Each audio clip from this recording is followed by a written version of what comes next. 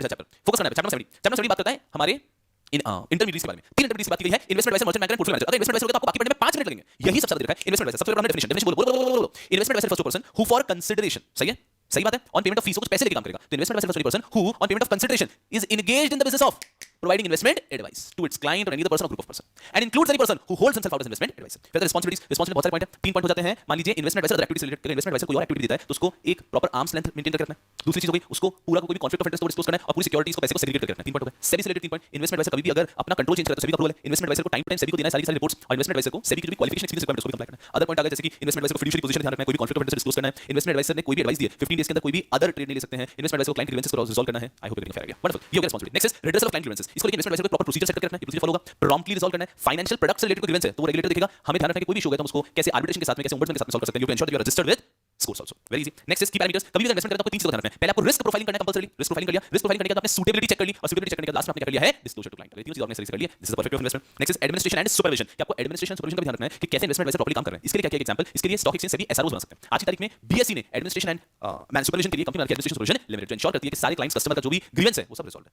Exemption from registration. वैसे तो हर व्यक्ति को इन्वेस्टमेंट एडवाइजर रजिस्ट्रेशन है, लेकिन 3 प्रकार के लोगों को रजिस्ट्रेशन की जरूरत नहीं है। पहला वो व्यक्ति जो जनरल एडवाइस देता है, गुड फेथ में देता है, किसी एक कंपनी या सिक्योरिटी के बारे में बात नहीं कर रहा है, इकोनॉमी की बात कर रहा है, कंट्री कंडीशन की बात कर रहा है। दूसरा जो लोग कहीं ना कहीं रजिस्टर्ड है, जैसे कि म्यूचुअल फंड डिस्ट्रीब्यूटर, एजेंट, जो इंश्योरेंस एजेंट हो गए, पेंशन एजेंट्स हो गए, उसके बाद हमारे सीए, सीएस, सीडब्ल्यू एक्चुअलीज के जो इंस्टीट्यूट के मेंबर हो गए, जो भी लोग कहीं और रजिस्टर्ड हैं, म्यूचुअल फंड मैनेजर हो गए या फंड मैनेजर हो गए, पोर्टफोलियो मैनेजर हो गए, इन सब लोगों को इन्वेस्टमेंट एडवाइजर रजिस्ट्रेशन की आवश्यकता नहीं है। और लास्ट पॉइंट आता है कि अगर एक व्यक्ति ये सर्विसेज दे रहा है टू क्लाइंट्स आउटसाइड इंडिया तो भी उसको रजिस्ट्रेशन की आवश्यकता नहीं है। उसके बाद आता है मेजर डेवलपमेंट अमेंडमेंट। इसमें कुछ पॉइंट्स बताया कि आप एग्जीक्यूशन की सर्विसेज भी दे सकते हो, ऐसे कुछ छोटे-छोटे पॉइंट्स बताए हैं कि ये मेजर डेवलपमेंट्स हैं। Next is liability for default. इन्होंने पेनल्टी नहीं बताई, बट बताया कि अगर किसी भी इन्वेस्टमेंट एडवाइजर ने क्लाइंट ग्रीवेंसेस को रिजॉल्व नहीं किया, सभी को रिपोर्ट नहीं दिया, सभी को इन्फॉर्मेशन नहीं दिया, इनमें से कुछ भी किया उसने, तो उसके ऊपर पेनल्टी लगेगी as per SEBI intermediate regulation 2008। और लास्ट है summary of investment adviser regulation. बहुत सारी चीजें देखी थी। अहम एक पॉइंट बताऊं तो एक और पॉइंट पर क्वालिफिकेशन का भी, रजिस्ट्रेशन की क्वालिफिकेशन की बात करते हैं, फिर बात करता हूं। समझ में आ गया क्या फीस मैक्सिमम कितनी ले सकते हैं? तो उन्होंने बताया कि फीस हम ले सकते हैं 1,25,000 पर एनम की फिक्स फीस या फिर 2.5% of the asset under advice जिसको हम एडवाइस करें। दूसरा क्या हम ट्रायल दे सकते हैं, ट्रायल वगैरह कुछ भी नहीं दे सकते आप। इसके बाद हमने यहां पे पढ़ लिया और पॉइंट और कौन सा पॉइंट पढ़ लिया हमने। अहम पॉइंट की अगर मैं बात करूं, yes, maintenance of record compulsory है। अपने वेबसाइट पर उनको सारा का सारा जो भी स्टेटस है वो सब डिस्प्ले करना है कि कितने कंप्लेंट्स अभी पेंडिंग है और कैश पैसा नहीं ले सकता। I think these are all very obvious points and if at all you seen this revision also, I think पूरा चैप्टर इस रिवीजन से ही आपका रिवाइज रहता है। Yes, and this is all about investment adviser. अब अगर हम इससे मूव ऑन करके जाते हैं टुवर्ड्स मर्चेंट बैंकर। अब बस छोटे-छोटे, अब बस 5 मिनट में आपका पूरा चैप्टर मिल जाएगा, पूरा फोकस यहाँ पे merchant banker. Merchant banker sure इतना जबरदस्त तरीके से सब चीजों को ध्यान रखना है। अब देखोगे यहाँ पे क्या है डेफिनेशन ऑफ मर्चेंट बैंकर हो गया। Merchant banker refers to any person who is engaged in providing the following service. A सबसे पहले acting as advisor, consultant, manager. A giving any corporate advisory service. A making arrangement for buying, selling, subscribing of securities. Easy peasy. फिर category 4 categories होती है। Category 4 3 2 1 नीचे से ऊपर आना है। अगर सिर्फ आपको कंसल्टेंट एडवाइजर देना है 3, अंडरराइटर देना है, कंसल्टेंट एडवाइजर देना है 4, अंडरराइटर ऐड करना है 3, पोर्टफोलियो मैनेजर ऐड करना है 2 और कोई भी सर्विस इनिशियल मैनेजमेंट से रिलेटेड 1। उसके बाद आते हैं रोल इन आईपीओ। आईपीओ में क्या रोल होता है? तो आईपीओ एफपीओ सभी संभालते हैं, प्री इशू पोस्ट इशू सभी संभालते हैं। और आईपीओ को सक्सेसफुल करने के लिए हमको चाहिए एक ऐसा मर्चेंट बैंकर जिसकी पेडिग्री अच्छी हो, जिसकी कैपेसिटी अच्छी हो, जिसका ट्रैक रिकॉर्ड अच्छा। फिर आगे रिस्पांसिबिलिटी, हमने रिस्पांसिबिलिटी पढ़ लिया। और लास्ट टॉपिक आता है activities and timeline of IPO. यहां पे हमने कुछ पढ़ाया नहीं है, बहुत ज्यादा सिंपल कर दिया हमने। इससे ज्यादा पढ़ चुके थे ऑलरेडी हमारे आईसीडी के चैप्टर के अंदर। इन्होंने टाइमलाइन ऑफ आईपीओ बताया, एकदम बेसिक चीज बताई है। जगह जगह बस कोऑर्डिनेट करने का बोला, एडवाइस करने का बोला। क्या है?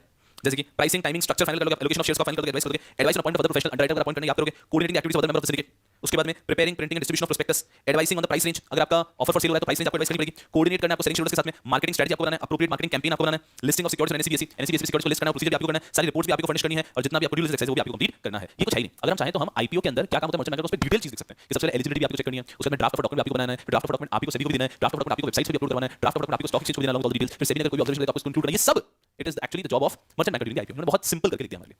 And these are the points of merchant banker. इसके बाद लास्ट टॉपिक आता है पोर्टफोलियो मैनेजर। अगर देखो पोर्टफोलियो मैनेजर वैसे शुरू से सबसे ज्यादा पोर्टफोलियो मैनेजर का डेफिनेशन, फिर सेबी पोर्टफोलियो मैनेजर रेगुलेशन 2020। चलो तीनों के रेगुलेशन का ये याद रखा। इन्वेस्टमेंट एडवाइजर 2013, मर्चेंट बैंकर 1992 और portfolio manager 2020। Investment adviser SEBI investment adviser regulation 2013, SEBI merchant banker regulation 1992 and portfolio manager regulation 2020। तो यहां पे आप सबसे पहले आते हैं डेफिनेशन पे कि पोर्टफोलियो मैनेजर की डेफिनेशन क्या है। Portfolio manager refers to a body corporate, एक बॉडी कॉर्पोरेट होना चाहिए, who pursuant to a contract, एक कॉन्ट्रैक्ट करने के बाद में एडवाइसेस, डायरेक्ट्स और अंडरटेक, इधर ही एडवाइसेस यू और he directs on your behalf और he undertakes the debt transaction, who advises, direct और undertake on behalf of the client, client के बिहाफ पे मैनेजमेंट और एडमिनिस्ट्रेशन। क्या मैनेजमेंट एडमिनिस्ट्रेट कर रहा है? सिक्योरिटीज, गुड्स और funds. What do you mean by portfolio manager? A portfolio manager refers to a person who pursuant to a contract. Portfolio manager refers to a person who pursuant to a contract. एक contract के pursuant वो क्या कर रहा है? Whether advice कर रहा है, direct कर रहा है, undertake कर रहा है on behalf of the client, administration, management of what? Securities, funds और goods.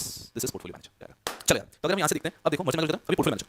Portfolio manager registration compulsory है, 5 करोड़ की नेटवर्थ होना चाहिए, नेटवर्थ 5 हो गया। फीस आपका क्या, फीस के ऊपर आपका कोई लिमिट है क्या? लिमिट नहीं है। आप या तो फिक्स फीस लो या आप फीस को अपने परफॉर्मेंस बेस पे दे सकते हो या फिर उसका कॉम्बिनेशन ले सकते हो, बट अपफ्रंट फीस देना अलाउड नहीं है, एडवांस फीस देना अलाउड नहीं है। इन्वेस्टमेंट के रूल्स, अभी सबसे ज्यादा पॉइंट है 3 पॉइंट एग्रीमेंट हो गए, फिर 25% लिमिट पॉइंट हो गए, फिर 50 लेवल पॉइंट हो गए। उसके बाद मैनेजमेंट ऑफ क्लाइंट्स, आपका पूरा क्लाइंट का पूरा पोर्टफोलियो मैनेज करके as per the agreement, maintenance books 5 years का आपको मेंटेन करनी है, calculation of performance, rate of return नहीं, time weighted rate of return के हिसाब से करेंगे हम। Reports by portfolio manager, portfolio manager को क्वार्टरली, मतलब एटलीस्ट क्वार्टरली, उससे भी कम आप हर 15 डेज में तो और अच्छी बात है, मंथली दो, 2 मंथली दो, बट क्वार्टरली आपको देनी है, हर 3 मंथ के अंदर आपको देनी है रिपोर्ट, जिसमें बताएंगे कि इस क्वार्टर का वैल्यूएशन कितना था, इस क्वार्टर में हमने कहां इन्वेस्ट किया, ट्रांजैक्शन कौन कौन से की, इस क्वार्टर में क्या बेनिफिट मिले, डिविडेंड वगैरह, इस क्वार्टर में कौन कौन से एक्सपेंस हुए, डिस्ट्रीब्यूटर को कमीशन दिया, और आज की तारीख में हमारे ऊपर कितना रिस्क है, ये सब बताएंगे। डिस्क्लोजर वगैरह सारे एग्रीमेंट के हिसाब से देने, जो भी बाकी सब कुछ एग्रीमेंट इन्फॉर्मेशन पोर्टफोलियो मैनेजर का सेबी के में जाएगा। और ध्यान रखना portfolio manager should also register on scores.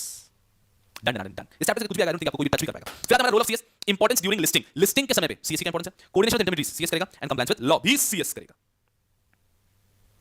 Role of company secretary, 3 role है, importance of company secretary to a company desires of listing. अगर आप कोई भी कंपनी लिस्ट बना चाहते हो तो कंप्लायंस ऑफिसर अपॉइंट करना पड़ेगा, और वो कौन बनेगा? सीएस। कोऑर्डिनेटर विद इंटरमीडिएट्स, सारे इंटरमीडिएट्स का कोऑर्डिनेट कौन करेगा? सीएस। जितने इंटरमीडिएट्स का नाम याद है लिख दो, इन्वेस्टमेंट एडवाइस, मर्चेंट बैंक लिख दो, पोर्टफोलियो मैनेजर लिख दो, अंडरराइटर लिख दो, आरटीए लिख दो, एस्क्रो एजेंट लिख दो, आपके सेल्फ सर्टिफिकेट बैंक लिख दो, इन सबके साथ बैंक लिख दो, सबके साथ कौन कोऑर्डिनेट करेगा? हमारा सीएस। और कंप्लायंस विद लॉस, जितने भी लॉस है, लॉस लिख दो यहाँ पे, एलओडीआर, आईसीडीआर, आपके जितने भी कंप्लायंस करना है, non issue listing of non convertible security, जितने भी कंप्लायंस लॉस के साथ, वो सभी कौन करेगा? सीएस। यहाँ पे जो लॉस आपको ध्यान में लिख दो, factories act, income tax act, share based benefit, सब लिख दो, सब कंप्लाई कौन करेगा? सीएस करेगा। सब इंटरमीडिएट का नाम लिख दो, कौन कोऑर्डिनेट करेगा? सीएस करेगा। और लिस्टिंग एंड कंप्लायंस ऑफिसर कौन करेगा कंपनी में? सीएस बनेगा। और इसी के साथ में ये एक प्यारा सा चैप्टर हो जाता है आपका complete. I tried my level best कि एक भी स्टूडेंट का एक भी मार्क्स ना जाए।